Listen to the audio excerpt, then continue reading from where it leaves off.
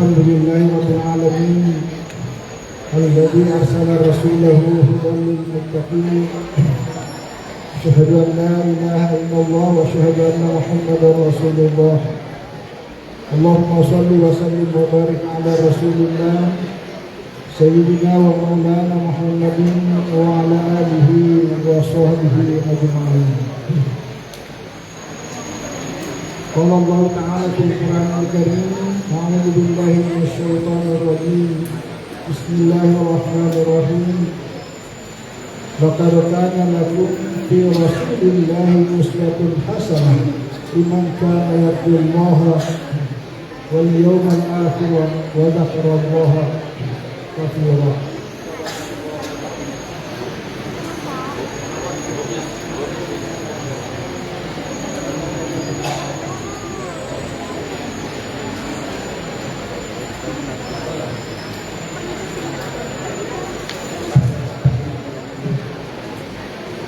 Yang kami hormati Bapak Kepala Kantor Kementerian Agama Kota Pontianak, juga sekaligus mewakili rekan Kementerian Agama wilayah Provinsi Kalimantan Barat. Yang kami hormati Bapak Rektor PGRI Pontianak, sekaligus kami ucapkan selamat sudah meraih prestasi akademik tertinggi yaitu doktor dari Doktor Firdaus Ampirul. Alhamdulillah. Yang kami hormati Bapak Kasih Penmas lingkungan Kementerian Agama Kota Pontianak. Yang kami hormati Bapak-bapak khususnya penyelenggara panitia acara Maulid Nabi besar Muhammad Sallallahu Alaihi Wasallam pada pagi hari ini. Mohon maaf kami tidak bisa menyebutkan nama dan jabatan satu persatu, dan juga dari Bangkandar Syariah yang kami hormati. Alhamdulillah hari ini bincang-bincang ya Bangkandar Syariah. Dulu saya 9 tahun di Bangkandar Syariah sebagai anggota dan ketua dewan pengawas. Alhamdulillah ibu-ibu, guru-guru, ustazah, bapak-bapak, ustaz yang kami banggakan, kami muliakan, seluruhnya adalah guru saya. Saya kalau bicara di para guru, terutama guru madrasah, saya teringat masa-masa kecil saya. Saya adalah produk madrasah. Jadi saya adalah alumni madrasah ibtidaiyah, alumni madrasah sanawiyah, alumni madrasah aliyah, sampai ke perguruan tinggi. Ada satu kebiasaan saya sejak kecil, sejak belajar ibtidaiyah, semua guru yang pernah mengajar saya namanya saya catat. Sampai hari ini buku itu saya simpan. Jadi saya sejak kecil kemana-mana itu saya ada notis namanya itu. Ada kumpulan-kumpulan kertas yang saya ambil dari kertas macam ini saya gunting-gunting bagi 4 baru saya pilih.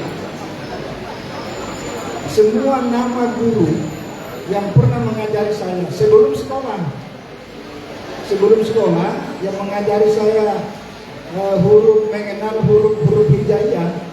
Dulu kan namanya Baghdadiyah, kalau sekarang kan Iqra. Itu nama-namanya saya catat semua. Nama-namanya saya catat semua. Guru-guru saya di Madrasah Diniyah Awaliyah, Madrasah Diniyah Awaliyah, Madrasah Diniyah Wusta, semua namanya saya catat. Saya sekolah pagi, sorenya saya ngaji di pondok, sampai bermalam di rumah para pak kiai. Dan tidur di rumah Pak Kiai, ngaji kitab. Nanti pulang dari rumah Kiai setelah menjelang subuh, baru kami pulang dari rumah Kiai datang ke masjid. Semua nama guru tempat saya belajar termasuk dari pondok ini semua namanya saya catat. Guru S1, guru S2, guru S3 dan beberapa lembaga pendidikan tinggi yang pernah saya tempat belajar, termasuk ketika saya ada sempat berkunjung ke Mesir, ke Kairo, namanya semuanya saya catat. dan jumlahnya hari ini ada sekitar 240-an orang. Ini kebiasaan yang bagus. Jadi setiap kita selesai sholat, saya pribadi karena sudah terbiasa, setiap selesai sholat, baik sholat fardu ataupun sholat sunat yang sempat, kita selalu mendoakan dan mengirimkan minimal surat Al-Fatihah kepada seluruh guru yang pernah mengajari saya.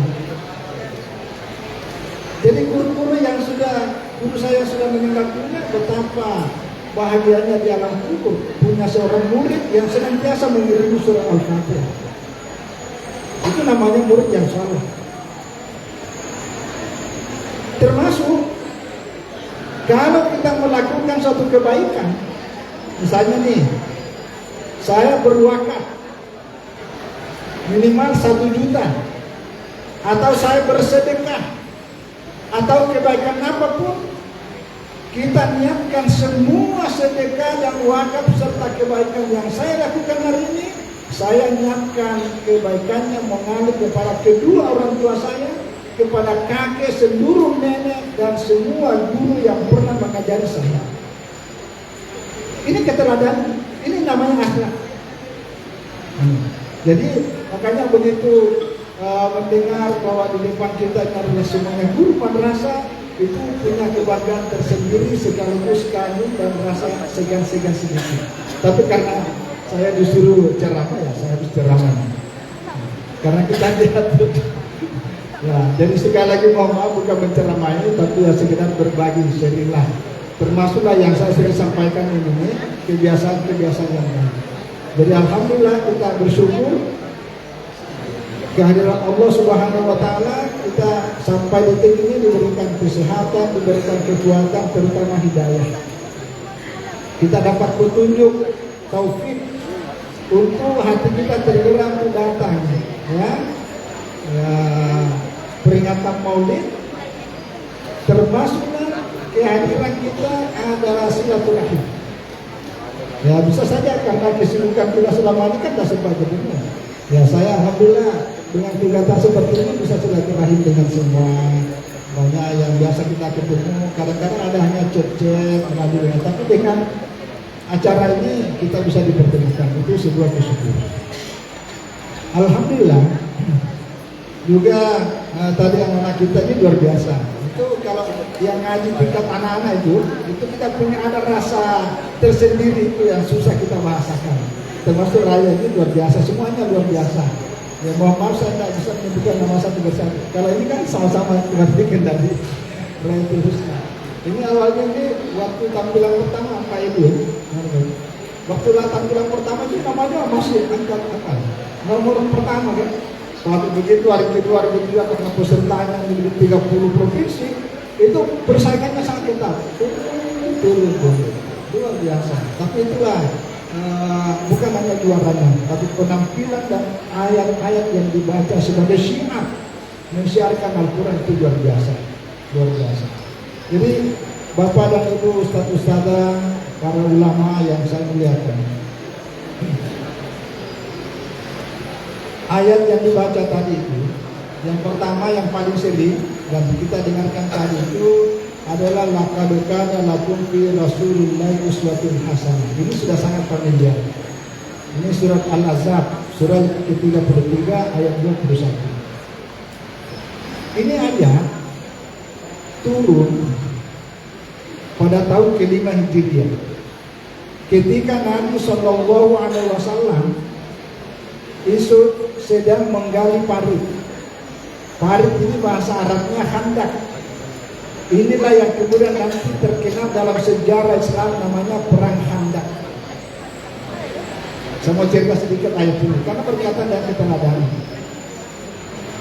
Jadi ketika Rasulullah SAW mendapatkan informasi bahwa orang-orang musyrik dari Mekah yang berkoalisi dengan orang-orang Yahudi yang tidak mau bergabung dalam piagam Madinah, mereka berkoalisi ingin menyerang Madinah. Lalu sahabat Nabi namanya Salman Al-Farisi. Salman Al-Farisi orang Persia yang sebelumnya adalah agama Yahudi, sebelumnya adalah agama Majusi, sebelumnya penganut agama Nasrani, yang pada akhirnya berlabuh di hatinya adalah Muslim. Ahli strategi perang. Beliaulah yang mengusulkan kepada Nabi salah satu strategi perang yang bagus kita terapkan ketika menghadapi musuh dari Mekah adalah tidak usah bangun benteng. Kita gali aja parit sekeliling kota Madinah sehingga mereka tidak bisa masuk. Saran dan masukan dari Salman Al-Farisi seorang mu'allaf oleh Rasulullah sebagai Nabi sekaligus kepala negara mendengarkan saran dan masukan dari seorang mu'allaf namanya Salman Al-Farisi. Jadi seorang demokrat sejati tanpa melihat statusnya siapa, tapi pendapatnya bagus, itulah diambil. Ini keteladanan. Lalu digali lebar ini. Parit ini lebarnya sangat lebar dan dalamnya cukup dalam, supaya musuh itu tidak bisa masuk ke Madinah. Nah, pada saat menggali parit inilah kemudian Nabi Shallallahu Alaihi Wasallam turun secara langsung ikut menggali parit. Bahkan dalam sejarahnya ada sebuah batu besar yang tidak ada satu pun bisa memindahkan batu itu. Akhirnya yang antara sahabat datang kepada Nabi melapor, ya Rasulullah, ada batu di situ yang menghalangi sehingga tidak bisa digerakkan, tidak bisa dipecahkan, pokoknya tidak bisa diapa-apakan. Rasulullah datang dengan mukjizatnya Allah berikan hanya 3 kali kalimat Allahu Akbar, Allahu Akbar, Allahu Akbar, pukul batu itu pecah berantakan. Itu mukjizat dan keikhlasan. Coba kalau kita, apa yang terjadi? Kalau kita pukul, bukan batunya pecah, sakit. Kenapa? Hatinya yang memukul berbeda.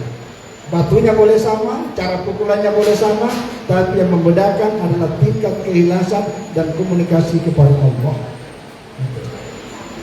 Yang saya mau sampaikan adalah keikutsertaan Nabi ikut menggali parit bersama-sama rakyatnya, termasuk para mu'allaf dan semua kalangan lapisan bergabung secara langsung. Inilah yang menyebabkan turun ayat laqad kana lakum fi Rasulillah uswatun hasanah, bahwa salah satu contoh keteladanan adalah teladan kepemimpinan, yaitu partisipatif bersama para bawahan. Termasuk contoh keteladanan mendengarkan aspirasi dari masyarakat walaupun itu mu'allaf. Itulah yang dimaksud. Jadi secara tekstual dan melihat kronologi turunnya ayat ini, uswatun hasanah yang dimaksud adalah uswatun hasanah dalam hal keteladanan ketika memimpin. Itu satu. Yang kedua, kalau ayat yang tadi dibaca, ya ayyuhalladzina amanu idza qila lakum tafassahu fil majalis fafsahu yafsahillahu lakum wa idza qila ansusu fansusu yarfa'illahu alladzina amanu minkum walladzina utul ilma darajat. Itu juga dibaca tadi. Ini ayat turun kepada Nabi pada waktu tahun kedua Hijriah. Ketika Nabi lagi sedang ceramah di sebuah masjid, tapi bukan sholat Jumat. Tempat Nabi ceramah ini sudah penuh, tidak ada lagi ruang yang kosong. Tapi ada sekelompok orang yang datang, sahabat yang datang terlambat, tidak bisa lagi masuk karena sangat penuh sesak. Tapi oleh Rasulullah SAW melihat ada orang di luar tidak bisa masuk.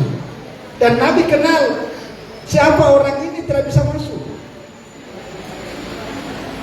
Akhirnya Nabi menyuruh berdiri beberapa orang yang ada di dekat beliau.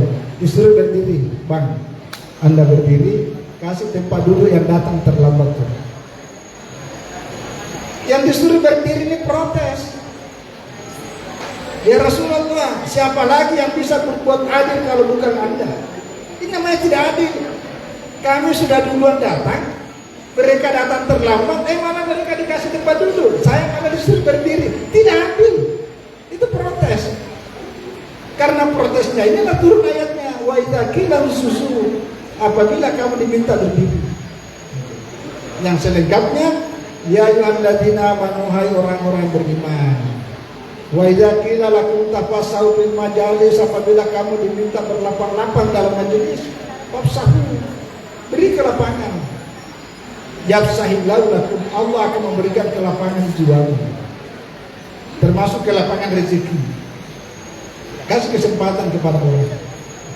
Wa idza qila ansisu, kalau kamu diminta berdiri, fansisu, berdirilah. Nah, baru ini ayatnya yang populer ini. Yarfa'illahu alladzina amanu minkum walladzina utul ilma darajat. Allah akan mengangkat derajat orang-orang yang beriman dan orang-orang yang berilmu. Derajat, banyak derajat, tinggi derajat. Itu ayatnya. Jadi kalau ayat ini dibaca asbabun nuzulnya, maka sangat ketahuan bahwa ayat ini adalah bicara tentang akhlak, bukan bicara tentang ilmu. Bukan. Mohon maaf, karena seringkali kita mengkampanyekan Allah mengangkat derajat orang-orang yang banyak ilmunya. Belum tentu. Ilmunya banyak, akhlaknya bobrok, dan diangkat kok. Malah jadi cemooh. Allah mengangkat derajat orang-orang beriman tapi tidak punya akhlak, dan diangkat. Malah merusak. Karena tidak bisa dicontoh. Jadi baca sebab nuzul ayat ini substansinya, pesan utamanya adalah akhlak yang dibangun dari keimanan dan keilmuan. Kalau berakhlak tapi tidak beriman juga tidak mungkin. Kalau dia berakhlak tapi tidak berilmu, wah parah juga itu. Nah, inilah kaitannya dengan maulid. Jadi kalau ada yang bertanya kenapa ayat ini dibaca, inilah kaitannya dengan maulid. Bahwa di dalam bermaulid, pesan utama yang ingin disalurkan, diwariskan adalah keteladanan dalam akhlak dalam keteladanan. Kalau ayat yang baru tadi baca itu surah Ali Imran ayat 144, wa ma Muhammadun illa rasul, itu surah Ali Imran. Surah Ali Imran itu banyak bicara tentang perang Uhud, dan itu ayat bicara tentang banyaknya orang-orang yang murtad karena tidak ada rasa bersyukurnya di dalam beragama. Itu hati-hati, karena ketika kita merasa bersyukur, salah satu buktinya adalah menanamkan akhlak. Maka itu di ayat terakhir, wa sayajzillahu asy-syakirin. Allah akan memberikan balasan kepada orang-orang yang bersyukur. Jadi sekali lagi, para kiai, para ulama, para ustaz dan ustazah, kita bermaulid ini pada hakikatnya selalu ayat itu karena keteladanan dan akhlak. Nah, kalau bicara ayat tadi laqad kana lakum fi Rasulillah uswatun hasanah, yang dilihat kronologi peristiwa historis sosial politik turunnya ayat ini bicara tentang kepemimpinan. Tetapi secara umum seluruh keteladanan itulah yang diwariskan dan ingin kita bisa mendapatkan seperti itu, terutama keteladanan dalam akhlak. Nah, yang saya mau sampaikan dalam waktu yang singkat ini, keteladanan dalam konteks ekoteologi ini yang menjadi program prioritas utama Kementerian Agama. Kemarin di Kendari sama ini komandan saya Ustaz Edi Setiawan, tema besarnya itu adalah mensiarkan Al-Quran dan hadis, merawat kerukunan, melestarikan lingkungan. Hampir seluruh kegiatan di Kementerian Agama yang pada skala nasional selalu tema ini diangkat, karena ini menjadi program prioritas utama Kementerian Agama, yaitu ekoteologi. Ekologi artinya lingkungan hidup, bahasa yang paling sederhana adalah lingkungan hidup. Jadi bagaimana memperlakukan lingkungan hidup ini supaya kita harmonis. Jadi kalau teologi yang selama ini banyak adalah teologi kalam, yaitu hubungannya dengan tauhid hanya kepada Allah, menghindari yang namanya syirik. Itu yang selama ini. Yang kedua adalah teologi sosial, bahwa hubungan kepada Allah juga bagus, tapi juga hubungan sesama kemanusiaan juga harus bagus. Tapi sekarang ini yang dikembangkan oleh Pak Profesor Rasadil Umar sebagai Menteri Agama banyak mengedepankan adalah bagaimana teologi tentang lingkungan hidup dikembangkan. Walaupun sudah jalan, tetapi agak ya kadang-kadang kita hanya sibuk akidah beres, ibadah lancar, tapi lingkungan kita terabaikan. Di sana sini sampah, di sana sini macam-macam, dan itu belum menjadi orang-orang saleh. Belum. Sebagai orang beragama, Allah menciptakan kita ini paling tidak ada 3 hal. 3 menjadi utama, 3 tugas. Yang paling populer, wa ma khalaqtul jinna wal insa illa liya'buduni. Itu yang paling populer. Bahwa aku tidak menciptakan jin dan manusia kecuali liya'buduni, menyembah kepadaku. Dan ini tidak cukup sampai sini. Karena yang kedua, kata Allah ketika berdialog dengan malaikat, wa qala rabbuka lil malaikat inni ja'ilun fil ardh. Saya ingin menjadikan kalian sebagai khalifah. Maka keberadaan kita bukan hanya sekedar ingin menyembah Allah, tapi keberadaan kita harus menjadi seorang khalifah. Yang ketiga, huwa ansha'akum wasta'marakum fiha. Jadi kalau di yang buduni itu surah Az-Zariyat, surah yang ke-51 ayat 56. Kalau menjadi khalifah, surah Al-Baqarah ayat 30. Nah ini surah Hud ayat 65. Huwa ansha'akum minal ardi wasta'marakum fiha. Jadi Allah menciptakan kita manusia ini dari bumi, tapi wasta'marakum fiha, memerintahkan kepada Anda supaya memakmurkan bumi tempat di mana Anda dilahirkan. Jadi tugas kita adalah memakmurkan bumi. Tugas kita adalah menjadi khalifah. Tugas kita adalah menjadi penyembah kepada Allah. Jadi jangan berhenti hanya sudah merasa cukup saleh dalam hal penyembahan, tapi tidak saleh sebagai khalifah dan tidak saleh sebagai pemakmur bumi. Ini yang menjadi ketimpangan. Nah, Rasulullah SAW diutus oleh Allah untuk 3 ini semuanya adalah saleh. Saleh dari mana? Yaitu akhlak dan keteladanan. Jadi akhlak dan keteladanan dalam hal menyembah Allah, akhlak dan keteladanan menjadi seorang khalifah, dan akhlak keteladanan dalam memakmurkan bumi. Jadi kita harus ada akhlak kepada bumi, akhlak kepada lingkungan. Kita tidak boleh hanya akhlak kepada Allah, tapi lingkungan kita terabaikan, itu belum namanya saleh. Inilah yang dicontohkan oleh Rasulullah SAW. Yang namanya saleh. Jadi kalau khalifah ini adalah penjaga keseimbangan, penjaga kesalehan. Saya pernah membaca semua kata saleh yang tercantum dalam hadis-hadis Nabi dan kata saleh yang tercantum dalam Al-Quran. Pada kesimpulannya saya menemukan semua kata saleh dalam agama semua bermuara pada satu kata, yaitu seimbang. Seimbang. Jadi kalau dalam hidup ini kita mau menjadi orang yang saleh, harus menjadi orang yang mampu menjaga keseimbangan.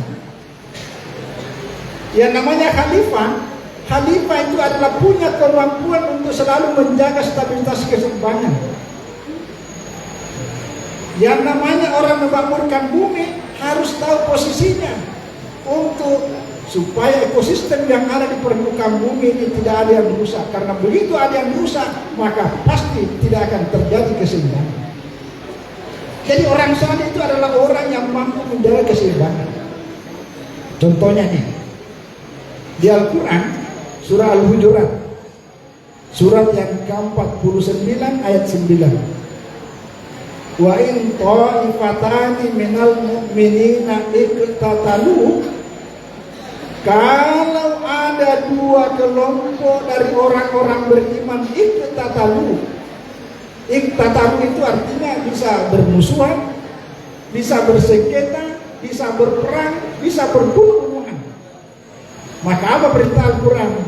Al-Quran mengatakan fa'aslihu bainahuma. Fa'aslihu itu artinya ciptakan kesalehan di antara keduanya. Ciptakan kesalehan. Nah, kesalehan itulah yang dibahasa Indonesiakan dengan istilah damai. Karena kalau sudah damai, itu tercipta keseimbangan. Kalau bahasa Pak Quraisy boleh begini. Dia contohkan. Itu kursi ada berapa kakinya ya? Ada 4. Coba kursi. Kalau ada satu kakinya kursi hilang, apa yang terjadi kira-kira? Pasti sudah tidak ada keseimbangan. Akan miring ke kanan atau miring ke kiri. Itu tidak seimbang. Tapi begitu kaki yang hilang diganti menjadi 4 seperti semula, maka terjadi keseimbangan. Itulah namanya soleh. Itu namanya soleh. Apalagi kalau benda yang kakinya 2, satu hilang, maka pasti terjadi keseimbangan. Maka di dalam sebuah komunitas masyarakat, apapun namanya, ketika di dalamnya ada perkelahian, ketika di dalamnya ada konflik, maka jangan pernah berharap, selalu pernah berharap akan terjadi kesalehan. Karena itu ada keseimbangan yang hilang. Maka itulah perlu disalehkan. Nah, termasuk dalam lingkungan hidup. Ada sahabat Nabi namanya Sa'ad. Ini hadis sahih riwayat Imam Ahmad, bersumber dari Abdullah bin Amr bin As. Jadi Nabi ini lagi sedang jalan, dia melewati sahabatnya namanya Sa'ad, lagi sedang berwudu nih. Nabi melihat Sa'ad ini berwudu terlalu banyak menggunakan air dibanding daripada yang diperlukan, artinya boros.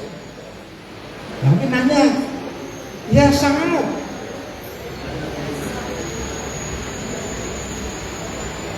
Anda berwudu, mafi hada al-israf. Mengapa Anda berbuat berlebih-lebihan dalam hal berwudu? As-saraf, ada dua istilah digunakan dalam hadis ini. Ada as-saraf, ada israf. Sama-sama bermakna boros.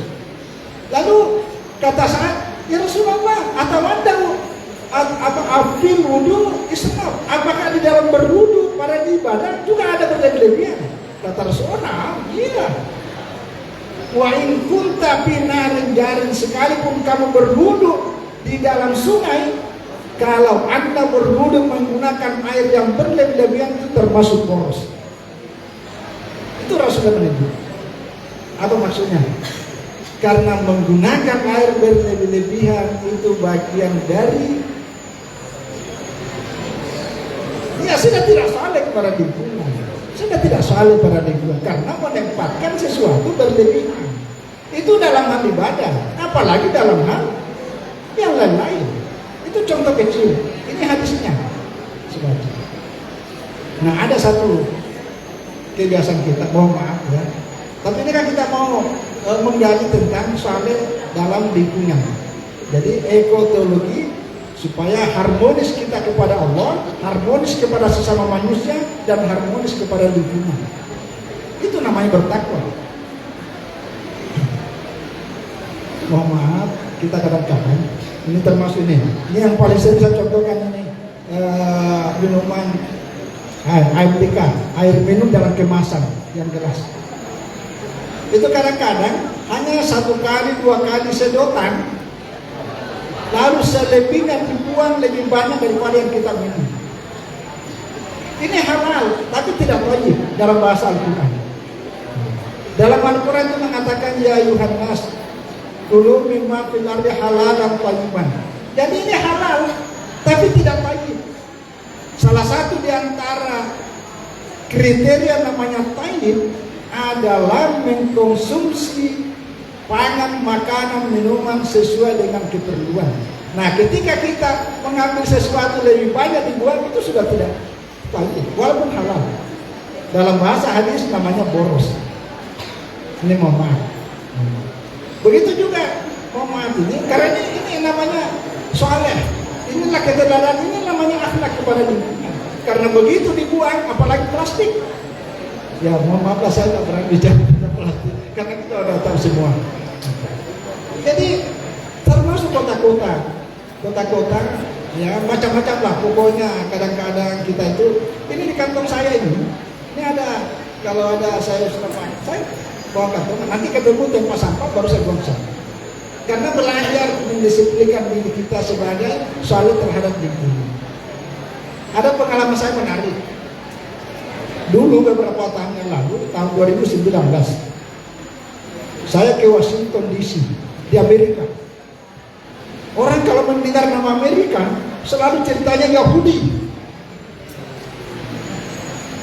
Di sana memang minoritas Muslim, kecuali di daerah Michigan, Detroit, itu mayoritas Muslim di situ. Tapi kalau di Washington, di California, ada beberapa negara bagian, di Maryland dan seterusnya, pokoknya kita minoritas.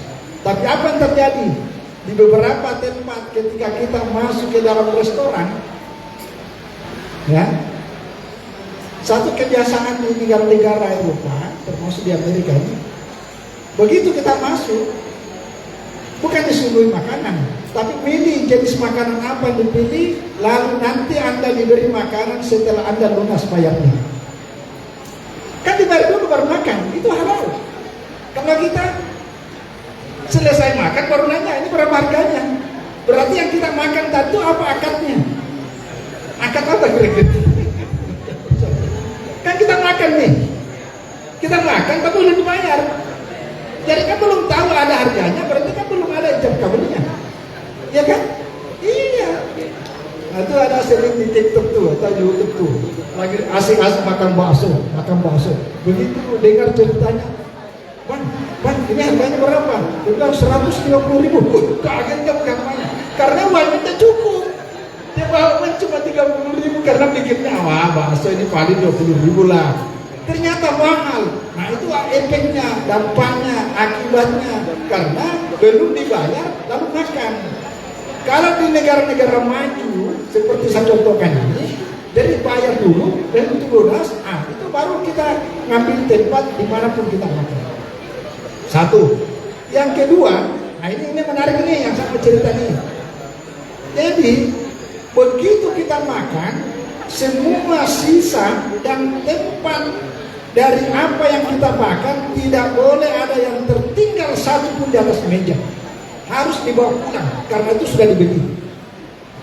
Jadi restoran-restoran di negara-negara maju, termasuk yang saya contohkan di Washington ini, itu tidak ada satu pun gelas bekas gelas, tidak ada satu pun bekas piring yang tempat itu, tidak ada satu pun bekas di atas meja. Selalu bersih sebelum dan sesudah ada orang makan.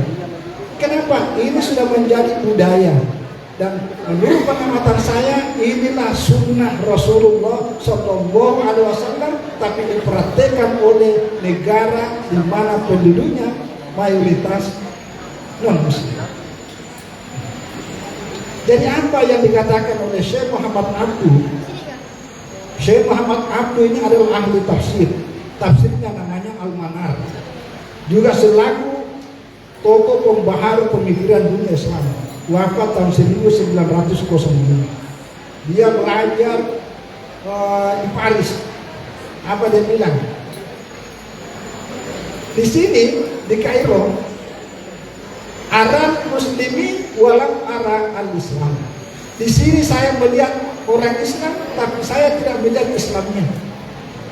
Tapi di Paris, di Prancis, di Paris, tahu di Paris. Di sini saya tidak melihat lam ara al-muslimin walakin ara al-islam. Di sini saya tidak melihat orang Islam, tapi saya melihat Islam di sini. Jadi praktek Islamnya justru dilihat di negara-negara yang situ penganut Muslimnya sangat sedikit. Terbalik. Itu yang dicerita Syekh Muhammad Abduh.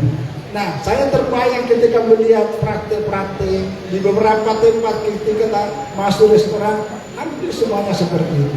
Belum lagi kita masuk di banyak tempat yang saya kunjungi, termasuk ke Gedung Putih, termasuk ke Gedung Hall, tempat dilantiknya presiden-presiden Amerika. Itu bersih, nyari sampah, mana sampah? Tidak ada. Ya. Ini karena budaya mereka itu sudah terbentuk. Ya, bedanya kita budayanya belum, tapi niatnya sudah ada. Jadi tetap berpahala. Kalau mereka tidak ada niatnya dan tidak ada pahalanya. Itu dari sisi agama. Tapi dari sisi kemanusiaan, dari sisi lingkungan hidup, dari sisi peradaban, itu menjadi sebuah ya masukan yang luar biasa. Nah, ini sekedar contoh. Jadi sekali lagi mudah-mudahan setiap momen acara-acara begini yang kemudian banyak kota, nomor satu yang harus dipertimbangkan adalah membentuk panitia satgas sampah. Itu nomor satu, itu penting sekali itu. Jangan justru sampah ini tidak ada panitianya. Semua panitianya adalah penjemput tamu. Semua panitianya adalah konsumsinya. Tapi tidak ada memikirkan bagaimana nanti sampahnya ketika orang yang sudah mengkonsumsi. Nah, kalau itu terjadi, nah ini bagian hikmah namanya maulid. Itu hikmah maulid. Itu contoh ya, baru contoh. Nah, yang terakhir mungkin ya. Nah, udah. Rasulullah Shallallahu Alaihi Wasallam. Nah, kita kembali kepada zaman Nabi. Karena Nabi sudah praktekkan tentang ekoteologi. Bagaimana Nabi mengarahkan beliau dan umatnya selalu harmonis dengan lingkungan, walaupun dengan orang yang tidak seagama dengan beliau. Contoh, Nabi ketika menaklukkan Khaybar, Khaybar ini adalah satu-satunya kota yang dikuasai oleh orang Yahudi. Kenapa? Karena dari seluruh wilayah daratan dan arah yang ada di Madinah, tempat yang paling subur adalah Khaybar. Itu hebatnya orang Yahudi itu. Kalau ada orang nanya, ada nggak orang Yahudi di Mekah? Jarang. Karena hampir seluruh penduduk Madinah sebelum datang Nabi Muhammad, 500 tahun sebelum Nabi Muhammad hadir, Madinah itu sudah dimonopoli oleh orang-orang Yahudi. Karena Yahudi sudah membayangkan di mana ada air, di mana ada yang warna-warna hijau, itu adalah sumber perekonomian masa depan. Kalau di Mekah kan lain ceritanya. Jarang ada tumbuh-tumbuh di Mekah itu. Yang ada itu batu, yang ada batu. Nah, itu penglihatan Yahudi. Kalau penglihatan Al-Quran kan di bawahnya banyak minyak. Gitu. Makanya disimpahkan wahada baladil amin. Nah, apa yang terjadi? Ketika Khaybar ditaklukkan, itu ada salah satu istri Nabi. Kalau bicara istri-istrinya, takut juga ini. Nah, saya ceritanya jam.